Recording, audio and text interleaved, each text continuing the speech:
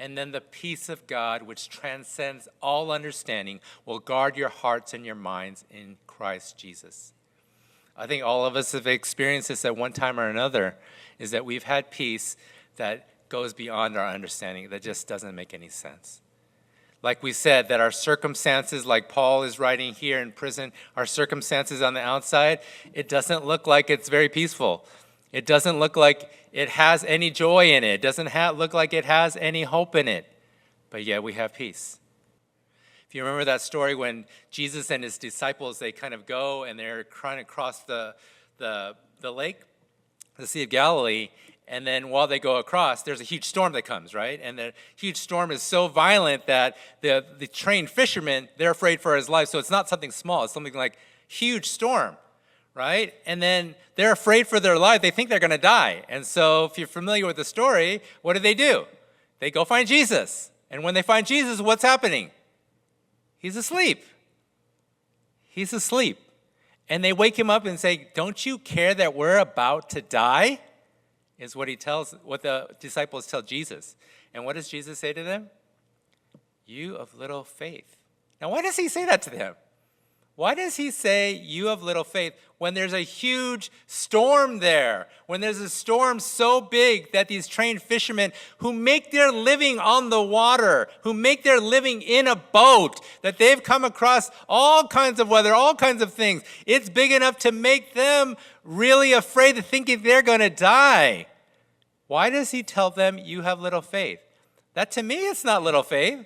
To me, when I look at that situation, they have every reason to be afraid. Like, wouldn't you be afraid? Wouldn't any normal person be afraid? Then why is Jesus saying, "You have little faith"? He's saying, "You have little faith," because faith doesn't have to deal with the external circumstances. Faith has to do with the inside.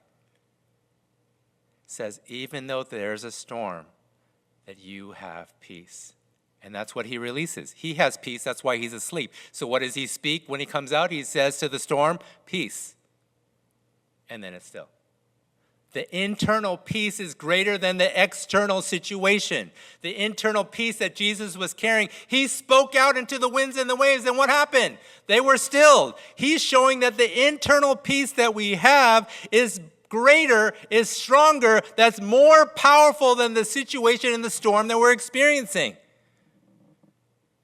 Peace that goes beyond understanding. This peace is powerful. And this peace, it says in verse 7, will guard your hearts and your minds in Christ Jesus. Now, that's very curious to me. Why does Paul say that this peace is going to guard our hearts and our minds in Christ Jesus unless our hearts and our minds are under attack? Does that make sense? Like, why does he say that our hearts and our minds need guarding and that the peace of God will guard our hearts unless our hearts and our mind are under attack? If you think about this situation, what are they under attack from? It's under attack by all the things that bring you anxiousness. All the things that are creating anxiety and worry in your life are attacking you. And in my mind, they're trying to steal away this. They're trying to steal away your peace and joy. That's where we're under attack. That's where the enemy and the world and our situation, our circumstances, we come under attack. They're trying to steal our joy and our peace. Now, it's interesting when I think about this. I don't know why, but I had this image of like a mother bear protecting their cubs. Okay, and so I was actually just kind of Googling that and reading that. And I was reading about how like the mama bear just has this like internal instinct, and we kind of use that, like, oh, their mama bear is kind of coming out, like when the mom is like super protective of their kids, right? But I was reading about that, and that there's this instinct within them that really rises up, that the mama bear, even though there's a male bear that would want to come and to attack and the male bear is significantly bigger and stronger than the female bear will overcome it and will attack it and injure it and to make it run away. And I was thinking, yeah, I've seen moms like that, right? Where they rise up and say, no, you're not going to do that to my children, right? But I had this image of the mama bear really rising up. And it's interesting because I had read that 70% of all bear attacks against humans are involved with a mom protecting their cubs, right? In general, they don't want to attack attack humans, right? But they will if they feel like their children are under attack. And when I was asking the Lord, why did you bring that to mind? I think he was saying, because this is how we need to be with our peace and joy. We need to protect it. God is the one who gives it. Our job is to protect it.